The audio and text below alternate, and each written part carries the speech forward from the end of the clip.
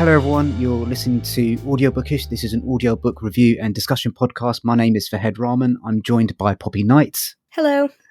And today our guest is Dr. Imran Lasker. Imran is a consultant radiologist in the NHS, and he's first and foremost a crazy and avid Back to the Future fan, a fan with various bits of memorabilia, which he values more than his children. He's also the co-host of the Two Medics podcast. How are you doing, Imran? Yeah, good. Thanks for having me on. Yeah, it's nice to be a guest for a change rather than being the host. So it's gonna be nice. well, to be fair, your first podcast experience was with me interviewing you about Back to the Future. Yes, so I'm not going to be asking you about that because I already know all your opinions. Well, we spoke about that for about an hour, and I could probably go on for another hour if we really wanted to. Yeah, I'm really pleased to hear that. I'm also a big fan of those films, and I had a birthday a few years ago where my sister went very Back to the Future themed on all my presents, which was great. Wow. So yeah, that was really good. Oh mate, I've got a flux capacitor in my room, and I went to see the theatre show the other day, and it was awesome. It was just so good. Yeah, I 100% recommend it. I'd 100% recommend going to watch it if you're a fan. Fab. Yeah, no, definitely. Oh, that sounds good. Yeah. Okay, so we've got you on basically to talk about your 5 favourite audiobooks. So me and Imran go a long way back. We've known each other since we were 11 years old. Yeah, I think something like that. So it's kind of, I never really realised that you were kind of into audiobooks until we kind of started having a discussion about them, and you mentioned you started really getting into them when you was driving up to your job in Basildon. So tell us how you got into kind of audiobooks and that sort of thing. Yeah, well, I guess I think I've always found it difficult to read. I think, Fred, you've been quite an avid reader over the years, and occasionally you'd give me a book to read and I'd do my best, but I always find it very difficult to get through. I don't know whether I've got some underlying issues there, but I think, I started to get into audiobooks when I started doing longer travels to work, and I actually live about an hour away from work, so an hour there, an hour back, and I was getting really sick of listening to the radio. I was getting sick of all the DJs on like Radio 1 and all that stuff. Like I was just thinking, you lot, don't you have like a bad day? Don't these people just come in and say, look, I'm having a bad day, I don't feel like talking, or just, but they always seem so chirpy, and I get really kind of drained by that. I started listening to Radio 4, which is quite good, but then I started getting bored because it was kind of the same old stuff again and again. And then I started getting really into audiobooks, got myself, an Audible subscription, and just started downloading these things and plowing through books. And it's like, I wish I'd read more, and now I can finally read more in a way, if that makes any sense. Like I'm finally becoming a little bit more learned about subjects I'm interested in. Whereas before there was always a barrier that I've got to get that book, sit down and read it. Now I can just do it in the background. So it's been an absolute game changer for me anyway. Yeah. Oh, fabulous. And what speed do you listen to your audiobooks? This is kind of quite an important question. Well, I only recently discovered that you can increase the speed. So, which is really crazy, isn't it? But I only recently discovered that. And at first I was like, no, I don't want to do that. But then as time goes on, you think, no, I just want to, I think I can take it a lot quicker than I thought. And so I started to put it to about 1.75. I haven't gone all the way to 2 yet. I think that's a bit too much for me just yet. But 1.75 is max. 1.5 is my baseline. Yeah, it's kind of a little bit similar experience to you, Poppy. Kind of how many of our guests have mentioned long journeys in terms of their audiobook discovery process, isn't it? It's quite interesting that. Yeah, it definitely is. Sorry, continue. No, I mean, it's a shame that there's not more sort of textbooks and stuff like that in Audible and audio form, because I feel like I pick up so much more. I learned so much more from all the audiobooks I've listened to over the years, over a couple of years, compared to all the books I had to read through uni. Like I found it very difficult to sit down and read and learn, and audiobooks been a complete game changer for me.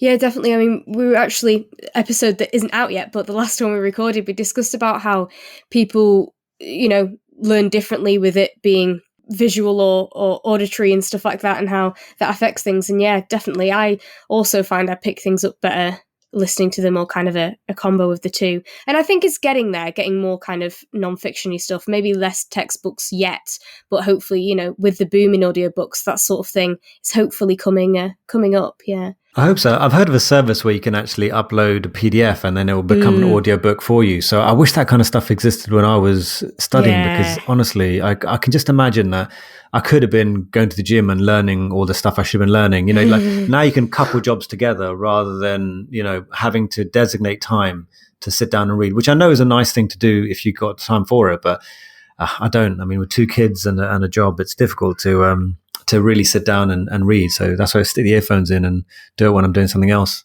Yeah. You've got 2 kids, a kind of demanding job for the NHS.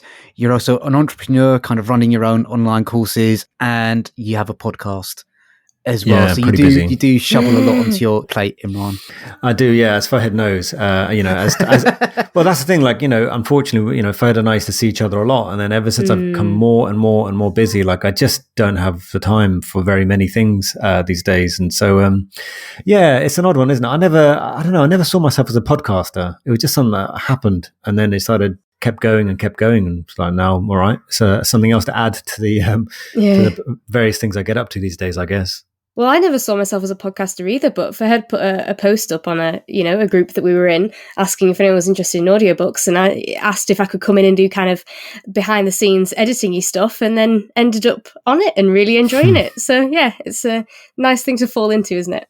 I think Fahad's the epicenter of podcasting for both of us. Yeah, basically. He's the one that started all this craziness. Yeah, exactly. See where it all leads us. So let's get started with your first choice on the audiobook. It doesn't have to be in any particular order, but kind of like, what's the first pick that's on your list? So I know this guy, I've heard, should be really cancelled because of some various things he did on Twitter recently. But the La Belle Sauvage, I think that's how you say it, by Philip Pullman is one of the first audiobooks I got into. And I think it was particularly good because they got Michael Sheen to narrate it. And he's a phenomenal actor. And when he does it, he does the voices. You can really get into it. And just, so I think it's La Belle Sauvage, and then you got the second one as well. So that series so far has just been a phenomenal listen. I can't recommend it high enough. Are you guys into Philip Pullman a lot at all? Yes. And now that is very interesting because, his Dark Materials trilogy, that obviously kind of comes in the middle between La Belle Sauvage and Secret Commonwealth, I discovered on audio. That was my first introduction to it and is one of my favourite audiobooks. But that was a full cast production. So you had Philip Pullman was doing the narration, and then you have an actor for each, or pretty much each, character's dialogue. If you're interested in hearing more about this, listeners, we have an episode on it as well. And I really loved that. And then because I grew up with that, because I love it so much, I was disappointed that they'd gone with Michael Sheen for the next one. And not anything against him, but just because of how much I loved that full cast one. So I ended up just reading La Belle Sauvage rather than listening to it. Because, I felt kind of sad that they'd missed that. And obviously, there's a whole lot of things that goes into that. There's the logistics and cost and all that of a full cast production. There's Philip Pullman. I mean, he said in an interview that he found it quite challenging, doing the audiobook. It's a difficult thing to do. So him not being available for the narration will be one thing. And also, like you say, the stardom of Michael Sheen is going to help sales potentially more than a full cast recording would, and probably more than a full cast recording would. So there's all those things where I can understand why they did it, and it's nice to know that it's clearly good enough that it's bringing people in and it's making people's top 5s list, and that's really good, even though I was disappointed. So maybe I should be feeling a little bit better about that decision. Yes, he's done a very good job. I mean, he's clearly so good at doing all the voices, and you just get so into it. I think it is worth definitely listening to. I mean, if you read it, you've read it, but I think the books are done justice from what I can tell anyway from listening to it. So I think that'd probably be one of my favorite books so far that I've been listening to on Audible, actually. Oh, good to know. I mean, if you haven't listened to his Dark Materials trilogy on audiobook, they're definitely worth checking out. They're really, really good.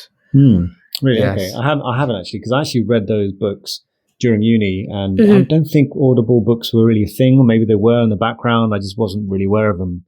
Yeah, well, I have them on CD, or the first one at least on CD. So Wow, that's old. Yeah, and I think they were recently. Well, we know they were recently re-released because we were given advance review copies by Penguin Random House to give our opinion on them. And you'll be surprised how much you've forgotten about what happens in the book. I've forgotten loads.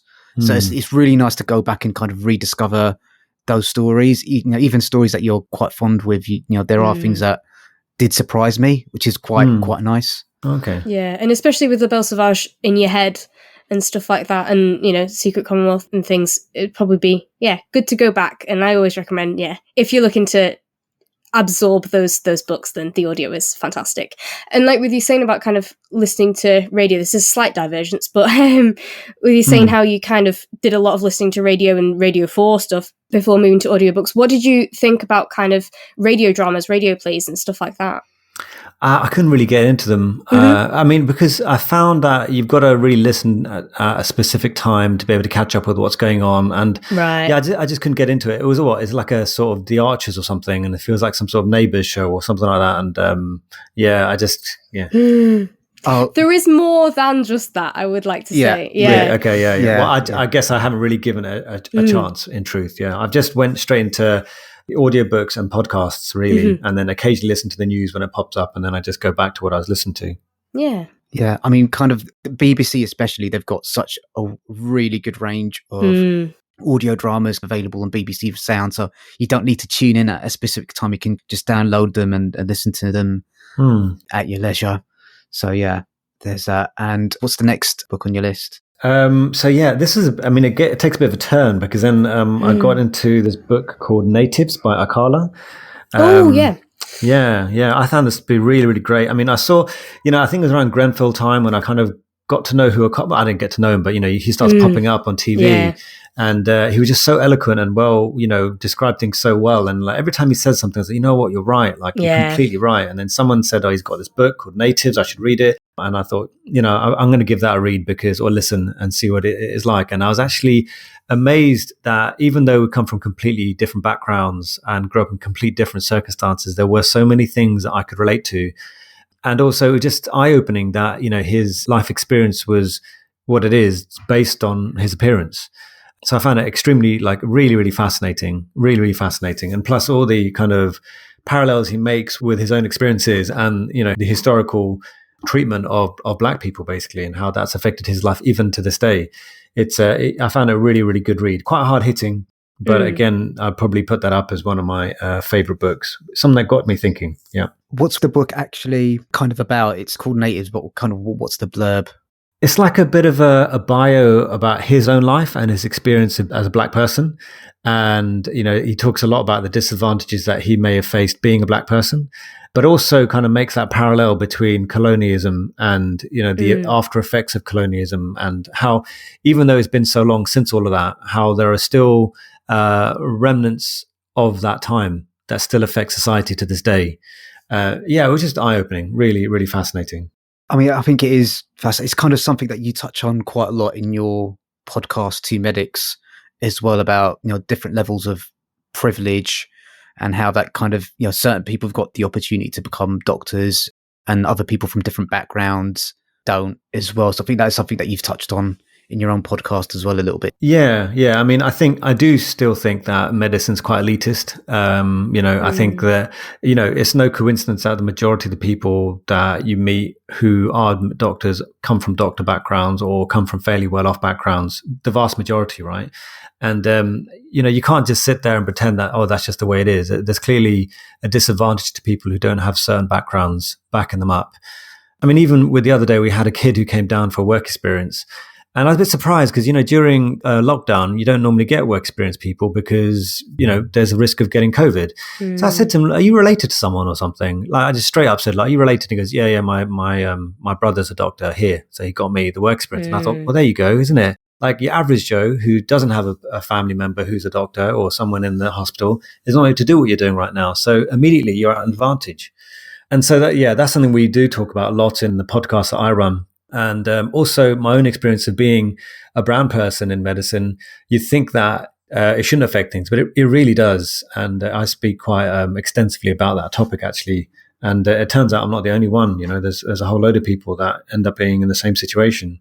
Yeah, I think both myself and Poppy are kind of interested in careers in like publishing and kind of, the world of privilege and giving access to, people from minority communities or less advantaged backgrounds. A big discussion in publishing about how to do that at the moment. And definitely.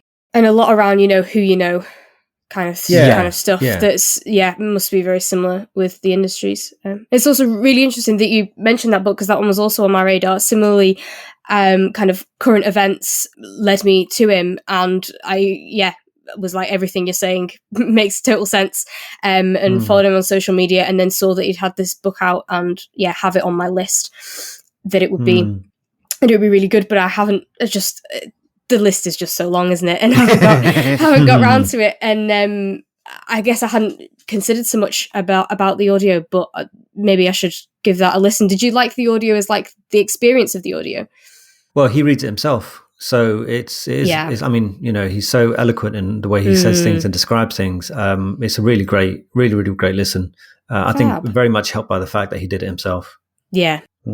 That's fascinating. Kind of, I do mention the Grenfell Inquiry quite a lot in most of the podcasts that I do. So it's quite interesting that you brought that up as well. That wasn't deliberately planned, guys, for those of you got that a bingo card. But it's just, I think it is like one of the biggest events that's happened in recent modern history, and like the fallout of it is just I think it's gonna take decades to unfold, really. So it was a terrible event, and I don't think anyone's going to be held accountable for it, unfortunately. Okay, moving on to your next book. What's next? Okay, I mean, this is going to be a bit of a weird one. Total Recall by Arnold Schwarzenegger. So, it's really cool. So this is the book that I don't think anyone really realizes is a good book, because, obviously we know Arnold Schwarzenegger is a big guy on the big action movies and stuff. But if you take a step back and, really think about, like who he is and what he did, I mean, it's just unbelievable. Like, it's just unbelievable that someone, I think Bill Burr does a really great idea, but, he shouldn't be famous, really. I mean, he lifts something heavy from one place to another, and that is it.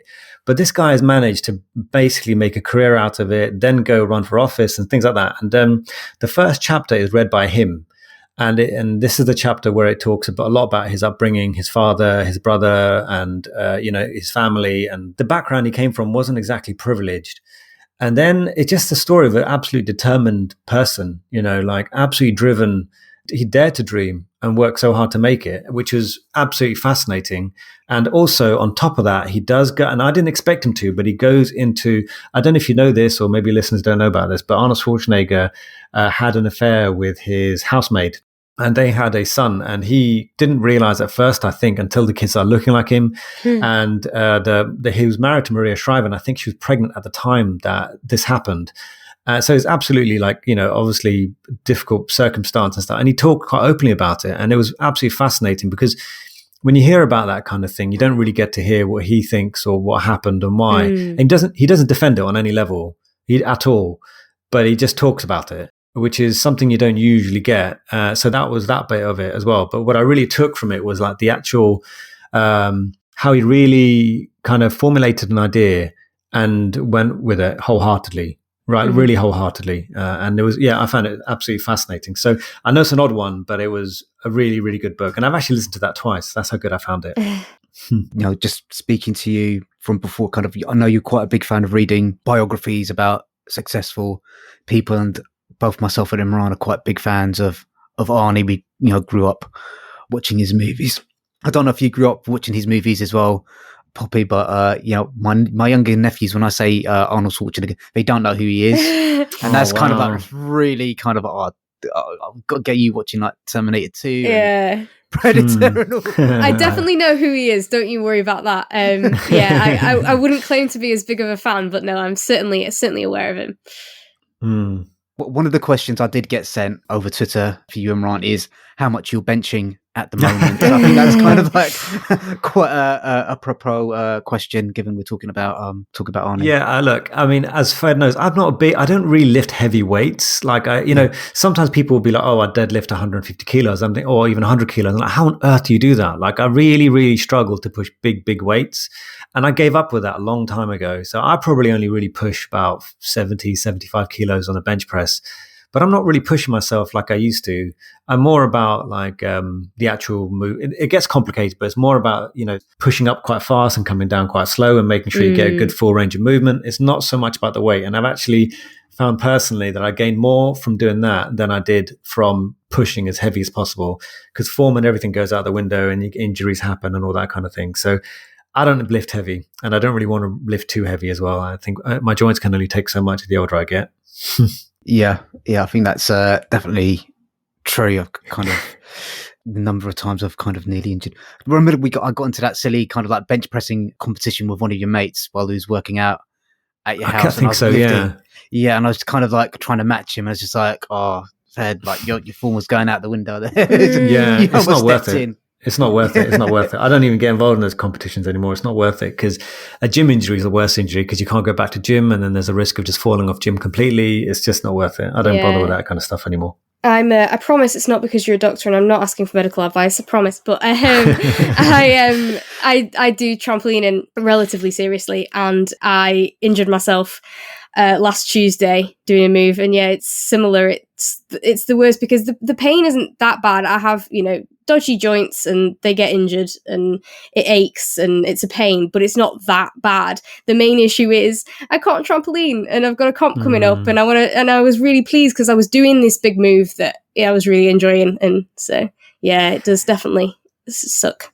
Yeah, it does. It really does. But that's the worst bit, isn't it? We all know what it takes to get better. It's to stop.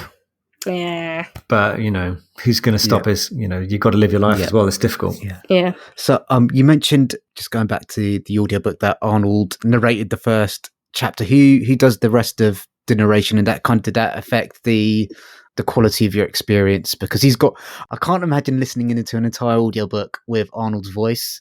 I would find that quite a comedic experience for kind of like one reason. I thought that too. But the thing is, I don't know whether he's got better at acting over the years. I don't know. But he is actually really engaging and it's completely convincing because he's talking about his own life. And then when it turned to the other person, it felt a bit weird at first. Like, oh, I want Arnie back. But then you kind of get used to it after. I was like, okay, fine. I'm actually really interested in the story. Like, what's happened? Why is he thinking that? Why is he feeling this?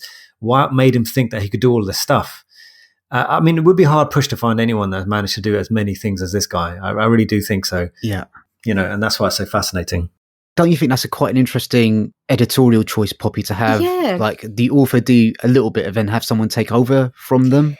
Yeah, well, we've actually had from work, it's so exciting to say that, a couple of audiobooks where the author has read, say, the author's note or the prologue and that kind of thing. And I assume it's that sort of idea, though often in those ones it's been, the rest of the book hasn't been from their perspective. You know what I mean? So they've read the parts that are from their perspective and then the other parts have been from someone else's perspective, and therefore that kind of split sort of works. But I guess I haven't really come across it in a autobiographical kind of way where you'd have that split. And yeah, that's interesting as to where they drew the line and why. Yeah. It's interesting. I think they've done a really good job of it. So, that's the thing. I didn't think I could listen to Arnie, for that long, but yeah, it was fine. Didn't think twice about it. Yeah. Kind of, what was the split there? Was it kind of 50-50 or 60-40, or who did most of the legwork? Oh, no, he only did the first chapter and then he disappeared. Okay, only did the first chapter. Disappeared after that. That's really, I'm curious. I'll be really curious to find out why they made that editorial decision. Actually, was it sort of like an introductory kind of summary chapter? No. It was the first chapter. It was the first chapter going into his childhood and the kind of house he lived in with his parents and stuff. And look, at the end of the day, I suspect Arnold Schwarzenegger's time is worth a little bit more than most. He's probably got a whole load of things to do. So it's probably why he just thought, well, I'll do the first chapter, and as long as it sells, it sells. Yeah. That's fascinating. What's the next book? So you can see, as time goes on, where my interests start to go. The next book is actually Grinding It Out by Ray Kroc, which is the guy that started. Well, he didn't start McDonald's. He didn't start McDonald's, but he's been accredited for making McDonald's the McDonald's that we know in this day and age, the big M and the big multi-franchise corporate machine that it is. But a really fascinating book because it's so. The thing is, I feel like I'm getting old already, right? And I'm going to be 38 very soon. But this guy was 50, I think it was retirement age. I think he's a lot older than that. And then at that point decides he's going to start a new business and it's going to be this restaurant and he's going to be part of this franchise business and then make it what it is. It just goes to show that maybe it's never too late to live out your dreams. Maybe. Obviously everyone has their own experience, but it's just quite fascinating that there is someone out there that would get all the way to what essentially retirement age and risk it all again. For something that he thinks is going to work. And I don't think we're going to see another McDonald's anytime soon. And that's why I find it such a fascinating story. And as a company as well, like it's fascinating because, you know, look at the number of hits they've taken in terms of health and how much they've affected people. And, you know, they've been attributed to for so many things in terms of corporate culture and all that kind of thing, but they're still there. I mean, my kids still get excited about getting McDonald's. They're doing something right. So it's a fascinating book, I think, anyway. And it just shows you like what kind of, how my interests have suddenly started to go towards this area of reading, actually, which is bad and good, I guess. I don't know. Yeah, I think, you know, you're an entrepreneur yourself, kind of, you always had like a bit of a side hustle going on, you know, even when you're like a medical student, kind of trying to set up that student study app. Yeah. Have you talked about your shisha business on your podcast? No, not at all. I've avoided that so far. So before anyone starts throwing things at me. So basically, shishas are hookahs, which are basically the smoking apparatus thing. And I used to do a lot of that back at uni. And then at some point, I thought it'd be a good idea to sell them because so many people wanted them. Yeah, it was just a small thing I tried. And I think that was my first try at anything remotely businessy. You know, I set up a website, started importing these things and selling them to people. But then, it was just, I realized that for me anyway, selling physical goods is quite a difficult thing. You got storage, you got to ship these things in, you got to pass them on. There was nothing like Shopify or drop shipping back in those days. And so I quickly decided that this is not the kind of thing I want to be getting into. Plus, you know, the job that I do is probably not a good idea to be selling that kind of stuff. So I quickly realized there's not the right avenue for me and where I want to go. And so now I'm more of a entrepreneur of education, you know, like an infopreneur. I guess that's what I call them these days, isn't it? You're selling information. That's what such a fucking wanky label. Well, that's what someone said to me once, and I thought, all right, well, fair enough then. If that's what you call it, that's what you call it. You might as well call yourself an influencer, man. Well, I may very well be one of those as well. I don't know. Oh yeah, kind of one of the leading lights in med Twitter. Med Twitter. Let's talk a little bit about your podcast, Two Medics. Yeah. So I've listened to a few episodes in preparation for kind of like today, and it's halfway between like a medical gossip podcast and an advice podcast for kind of like up and coming or current medical practitioners. How did you kind of like decide upon that kind of format? Okay, so I think, you know, first of all, I mean, I think Ferd's got, again, a lot to do with it. I was on your podcast about Back to the Future, and I actually really, really enjoyed, maybe I just enjoyed the sound of my own voice. I don't know. I enjoyed it. I enjoyed the conversation. I enjoyed, you know, feeling like I was out there for whatever reason. And then when I finally finished my training, I felt like I wanted to go down the unbeaten path a bit, because once you're a consultant, you kind of know where you're going to go. Like, you know, medicine's a very sort of treadmill-y sort of job. Like, you go from junior to senior, then consultant, and you kind of know where you're going to go. And I felt as I want to do something different. I really felt like I want to do something different. And for a long time, I really looked down on social media and anyone that did anything social media-esque. And then I realized that why though? Like, I actually really enjoy getting involved in all of this stuff. I really enjoy getting involved in Twitter, Facebook, Instagram, making jokes, making memes. And then one of my really, really good friends from school called Thrusha. So go check him out on Twitter. He's a really great, fun person. He was really into Twitter, and I saw him get into some real ruckuses on Twitter. And I used to message him like, bro, what on earth are you doing? Like, this is completely balmy. Like, why are people like this?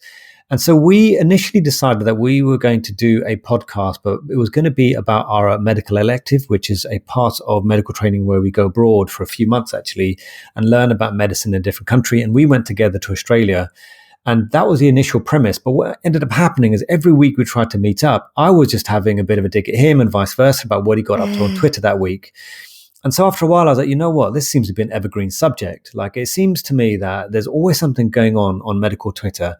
And why don't we just talk about that? Because it's actually really fun.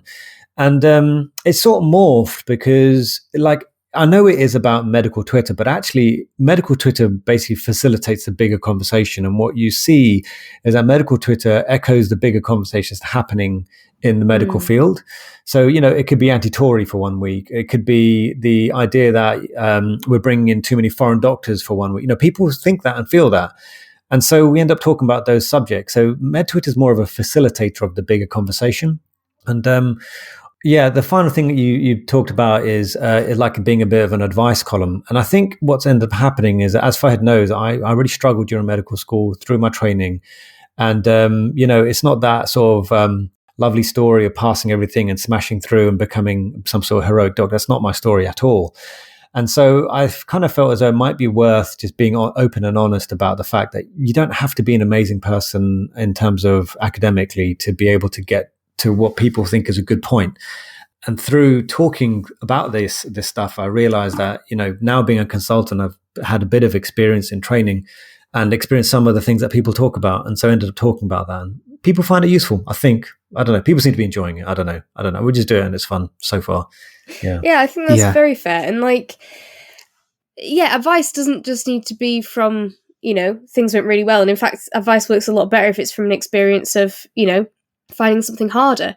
And having an actual lesson to pass on to people and just that comfort of, it's not super easy. We know it's not super easy.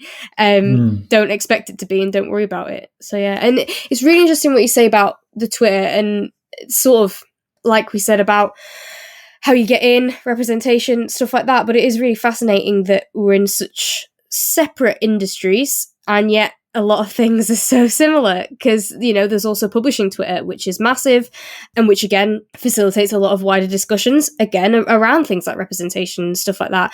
But I found when I was looking for a job and, everyone's like, oh, you've got to be on publishing Twitter, everything happens there. It was just so toxic and horrible. I hated it. So, yeah, I kind of, no, as soon as I could get out of there, I have, and I kind of don't keep up with it, even though I know there is a lot of important conversations and stuff going on there. So yeah, I'm sort of interested as to how you manage to absorb that toxicness and kind of cleanse it, I guess, and make a funny podcast out of it.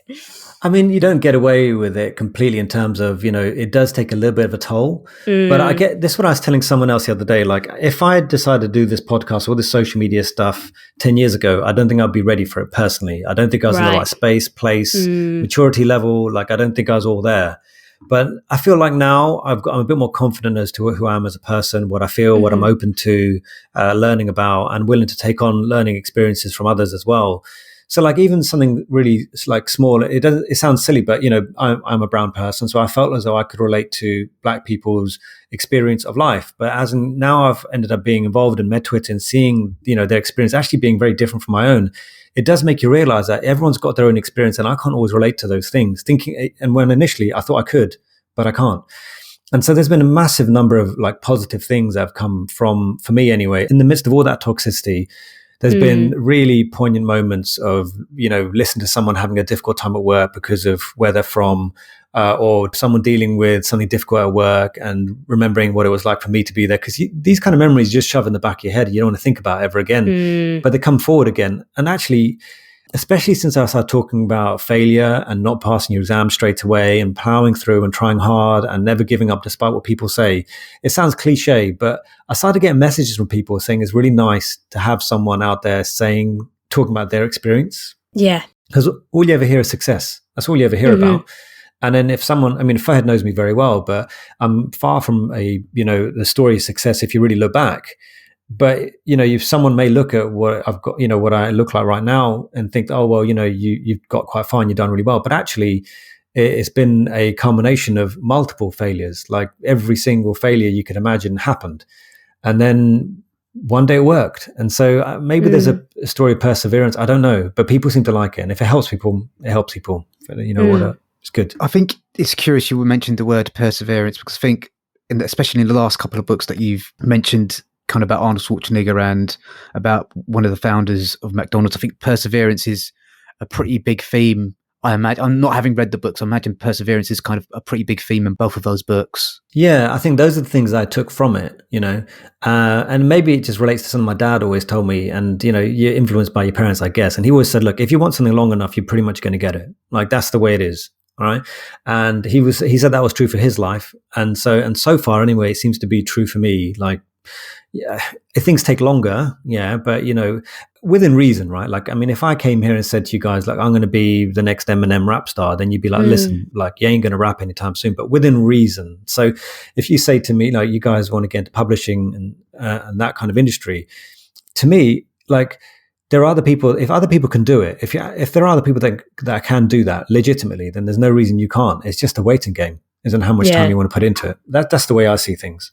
No, definitely. And I mean, waiting game is definitely the word to use. Both Fed and I have found how difficult that wait can be. And, you know, other people on the Publishing Hopefuls group on Facebook that we met through have certainly found that. And I think it's kind of similar to what you're saying. You hear a lot about success, you know, and I certainly heard a lot when I did, you know, a load of research and a load of webinars and various things about getting into publishing. And there was a load of, oh yeah, it's going to be hard, but blah, blah, blah, blah. And just sort of that was it. It was hard. Hard was the only thing. And I'm sure you can appreciate there are different levels of hard. You know, there are, you know, school is hard, uni's hard, things are, you know, and then, but when you go through those milestones, you know, with the hard work, you think, great, well, I can do hard stuff. And then no one had actually mentioned the time frame until that seems to be quite a recent thing that's come. It is now being mentioned more, but certainly, yeah, when I was researching, you know, years prior to that, it was not mentioned anywhere that you could potentially be waiting, you know, up to a year after you finish uni or you start applying before you get a look in kind of thing. And yeah, it's I think like you said, it's about hearing other people's experiences, you know. And I think for a lot of people, especially like we've mentioned, if you do know the right people, you can just fall into it, you know. And I think that probably applies for both industries, but it's good to know that it's not a one track for everyone. There are so many different routes into the career that you want, whatever that happens to be. I think that's why sorry, go ahead, Imran. No, carry on.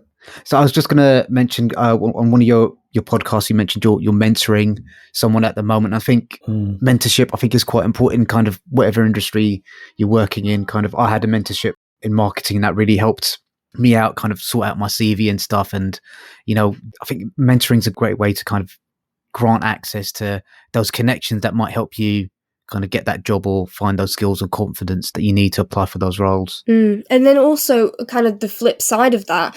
So I haven't had a kind of specific mentor, and I think we actually applied to the same creative access mentory thing, but I sort of think I would have found it really a difficult demand on my time, kind of on top of, you know, putting in all these applications to also be doing the work for the mentorship thing. And I think it is really interesting to think, you know, it's been super helpful for you. It probably would have been helpful for me, but equally I found other ways to learn help those skills. My uni career service was helpful. You know, some occasional people that I'd worked with have been helpful. Persevering with it have been helpful. And yeah, so it's, I think just because I've heard about kind of, you know, mentorships and stuff like that, I'm worried that, back then worried that I was never going to get a job unless I committed to getting a mentor, you know, and unless I committed to all that time. And yeah, it's important to know that, yeah, that might be super helpful for you. That might be the thing that you want to do, or it might not be. And that is also okay. Yeah, I guess so. But I've recently become more of a convert to getting mentorship myself. And I think Fed is talking about an episode where I did talk about having my own mentor, but more to do like a business mentor who helps me sort of figure things out. And, you know, in truth, you know, as we both know, there's many ways to get to where you want to get to, but it's sometimes really, really useful just to have someone listen and give you a perspective that you didn't have.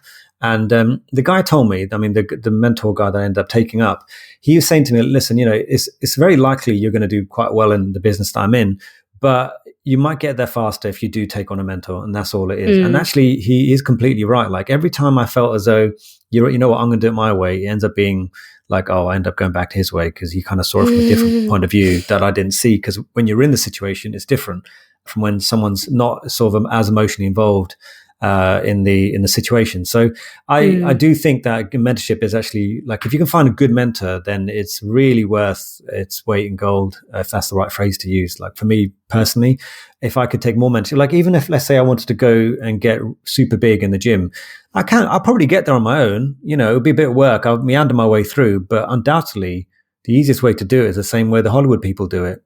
Get a trainer. CRT. Yeah, well, there's that too, but you know, with guidance, human growth hormone, with guidance, right? Yeah, I mean, they're not just doing it. You know, I could do that, but I wouldn't know what I'm doing and how to do it. But if you have professionals involved, that's just a different. Then you completely change the game. So I do think it's worth it personally. That's definitely fair. Yeah, and I think, I guess, sort of meaning if you don't feel you have the time, or if you're struggling to get a mentor for, you know, various reasons, things like definitely taking advice from people. definitely, people with more experience, even if it's not an official mentorship, definitely, listen to people. I'm really lucky in my current job that the people above me are really keen on helping me progress and teaching me more and taking the time to explain something rather than just tell me, and that kind of thing. So certainly some kind of mentoring figure is always really helpful. Yeah, definitely. Yeah. Let's get back on track with the with the audiobooks. So what's the next one? So then the other one is, again, slightly down the entrepreneurship road, is The 4-Hour Workweek by Tim Ferriss, which sounded like a scam when I first saw it. And I thought, clearly you've made a book called The 4-Hour Workweek, so you can have a 4-hour workweek. I mean, that's just what it is. But actually, I kept, watching YouTubers and all them. They mention it again and again. So, you know what, let me listen to this. I need to know what this is about. Why are people talking about it? And it was actually absolutely fascinating because it, for my career anyway, I know that once you're a doctor, when you're a consultant, your time is suddenly worth a little bit more than it used to be, right? So you're no longer, £10 an hour. It's a little bit more than that. But then what you don't realize is that you're still having to put hours in.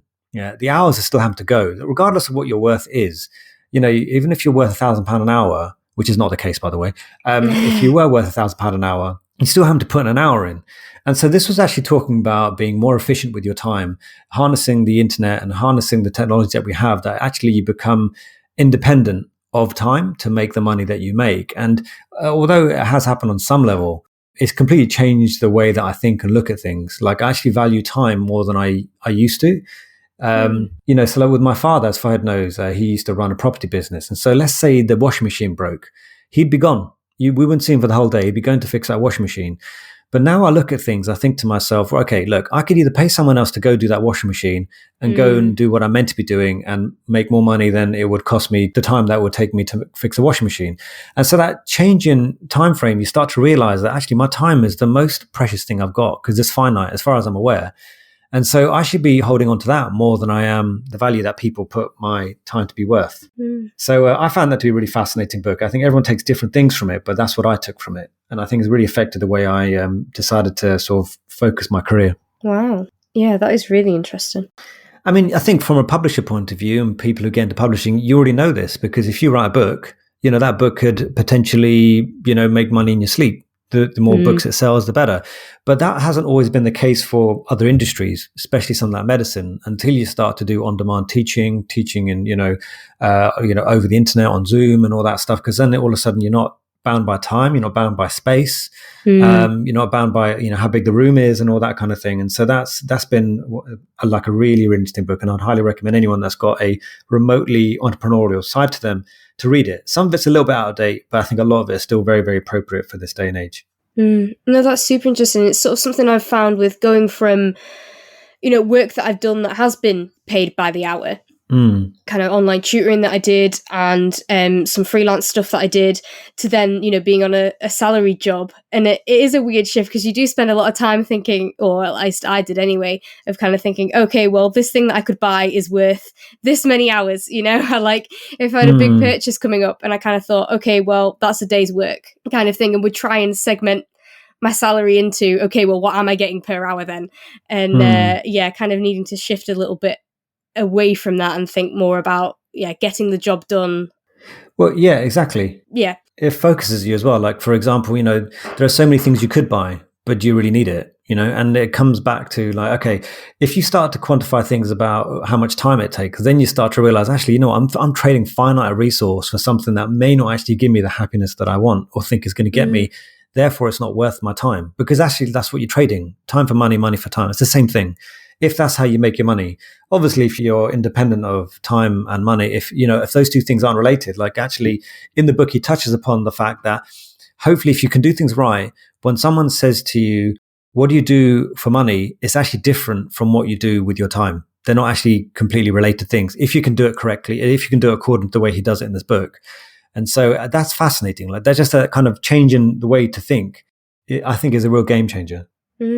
Yeah, I know both of us enjoy kind of reading self-help books and that sort of thing. So yeah, that's a great shout, great recommendation. And he's also got his own podcast as well, hasn't he, Tim Ferriss? Yeah, massive podcast. Yeah. Massive podcast. Okay, so I think those are your top 5 audio books. I did put out on the Audiobookish Pod Twitter, we've got Imran on. Have you got any questions that you want me to put to him? So I've got a few here. Imran, are you happy to kind of answer those in the kind of the last 10 minutes? Yeah, let's do it. That you got you for. So is it true that you accidentally agreed to do a scan on a patient, not realizing that patient was a poodle, and this is a reason why you do not like dogs?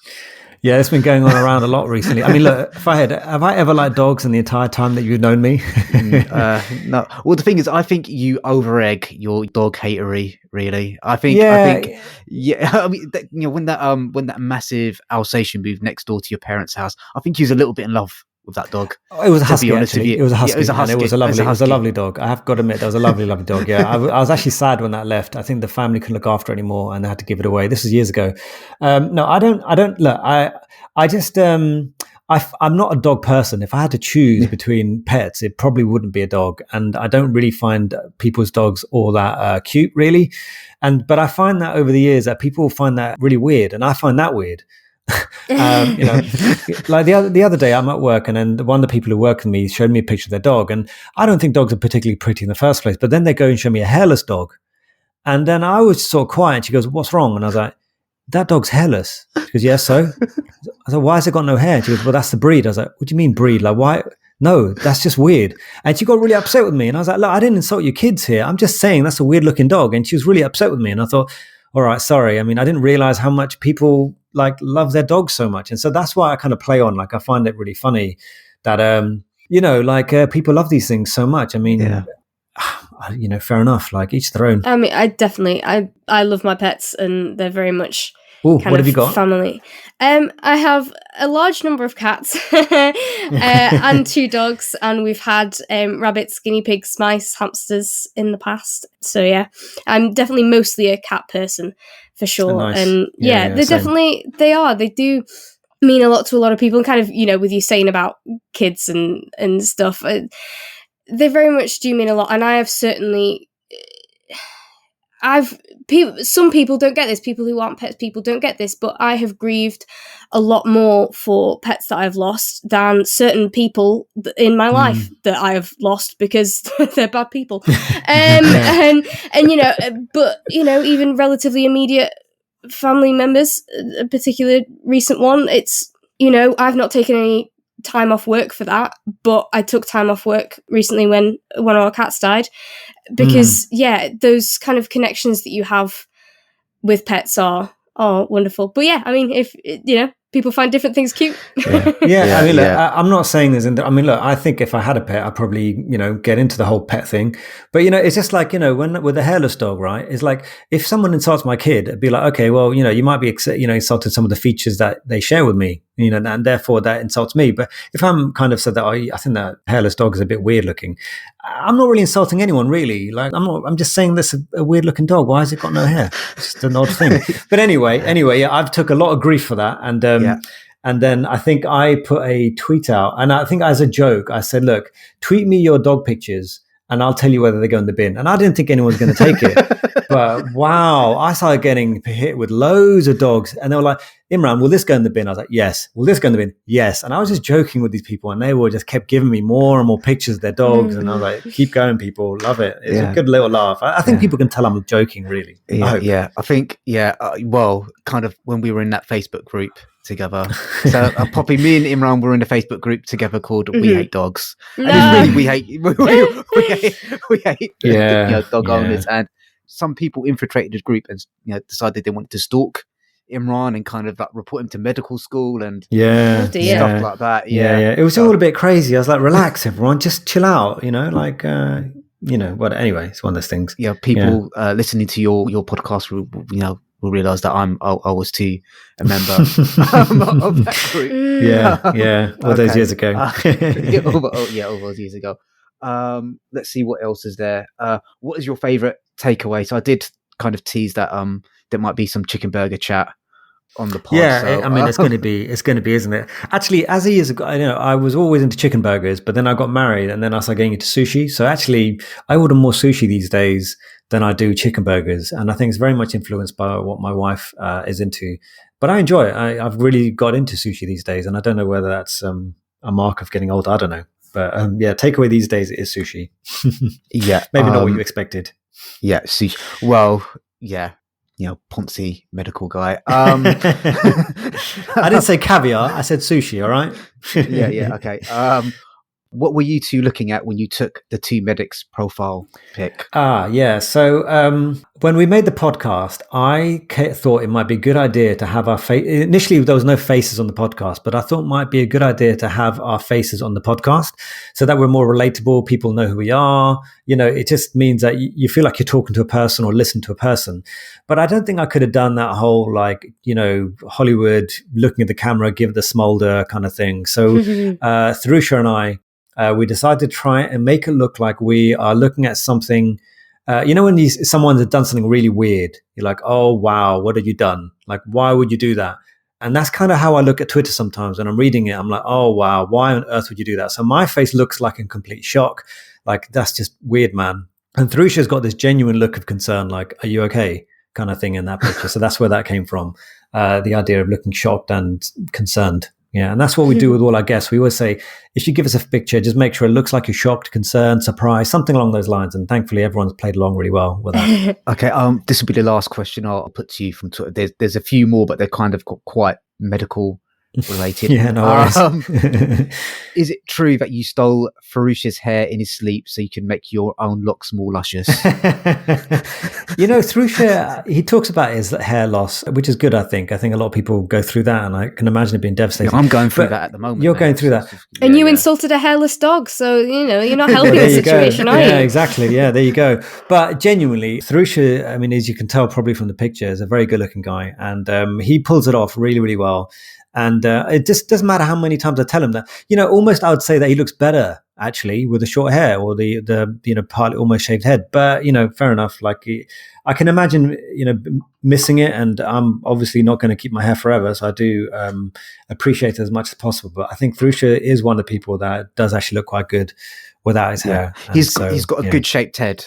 He's got a good face. Yeah. I mean, he's got cheekbones, got a good color. Yeah. He's cool, man. He's a cool looking guy. So, I think he gets a bit fixated on his hair, but he pulls it off, man. He really does. Yeah. So, just tell him to go to one of them Turkish barbers that kind of super glue.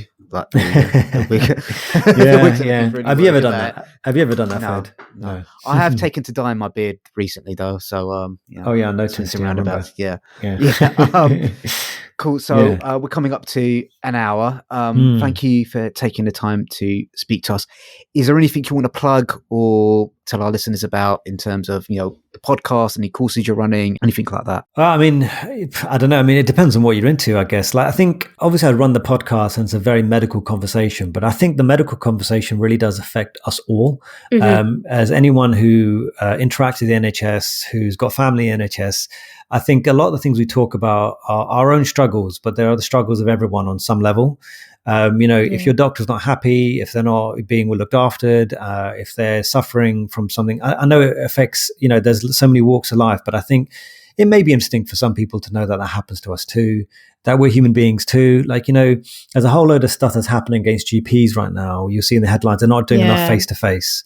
But what people don't realize is that there's more to a GP than seeing people face to face. There's paperwork, there's referrals and all that kind of thing. And until you really talk to a GP or talk to medical professionals, all you get is the headlines. And I do think it may be worth, not just my podcast, there's loads of podcasts out there from medical people, but it is worth having a listen to and just figure out what it is from their point of view rather than just watching the headlines and believing what is being said about the medical profession as a whole.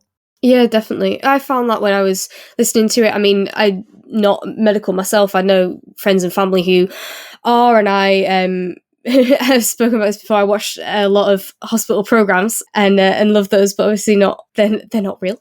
But I still found it. I found it really interesting. I found it interesting both because I do have that sort of side interest in medical stuff for those reasons, but also just general as a human kind of stuff. It kind of reminded me of, we were talking about a book called Small by Claire Lynch, reviewed on a recent episode, and it's the kind of thing where, so that was talking about fertility treatment and premature birth, though as we discussed it's about a lot more than that, and it's the kind of thing where you might think, oh, I'm not interested in that, so the book isn't going to be for me. You might think I'm not medical, so the podcast isn't for me, but actually there's so much that's just about like life and people and society and all sorts that makes it really interesting to listen to. Yeah, I mean, like for me, the main thing that I took from it is how you manage those tricky working relationships in terms of, you've got someone in it. Most businesses are quite hierarchical, and how you kind of maybe start challenging the way someone above you is behaving when they're behaving in unacceptable manner. So that's kind of one of the things that I took from it. So there's something there for everyone, really. And where can people find you on the internet, Imran? You know what? These days, I was actually telling someone at work, it's easier to get me on Twitter than it is via my work email. So, if you look me up on Doc Lasker, DOCLASKER, on Twitter. It's pretty much the username for everything on Instagram, TikTok. I do have a YouTube channel, but that's kind of a bit nerdy. I don't know if anyone's into that, but you can go check it out if you want to. But I'm on most profiles. Imran's TikTok is quite good. Oh really? You like it? Yeah. It's all right. It's all right. Yeah, it's okay. Thanks, man. So, genuinely, thank you for taking the time out of your day to. Thank you so much. No, thank you for having me. Yeah, nice. It's nice being a guest. Yeah. Yeah. Okay. Thanks everyone for listening. If you could please subscribe, leave a rating or review on whatever podcast app you've found us on. It really just helps us keep the podcast going and help discoverability, all that good stuff. If you want to use the affiliate link to start your own podcast, they kick us a little bit money towards us as well. Or if you just want to put a tip in the tip jar, that also helps keep the lights on. Poppy, have we decided what book we're doing next? Yes. So we've both got review copies for Somebody Loves You by Mona Archie, and we ended up picking up this one because the print publisher is And Other Stories, which is where I did an internship and some freelance stuff, and they're fab. So that was why it caught my eye, and we ended up requesting that. And I actually was at their 10th anniversary celebrations recently, and Mona was there and gave a little bit of a reading from Somebody Loves You. So I already know that she's got a great reading voice. So I'm looking forward to listening to that and chatting to you about it. Yeah, and that might be our final episode of this season. So do tune in for that, and then we'll let you know when we'll be back. We will be back. We will be back. It's just I'm starting a new job soon, and Poppy's, So thank you. Poppy's quite busy with work, and I need to figure out what my timetable is going to be. So thank you guys for listening and supporting the pod and all that good stuff. Okay, let's say bye, everyone. Bye. Bye.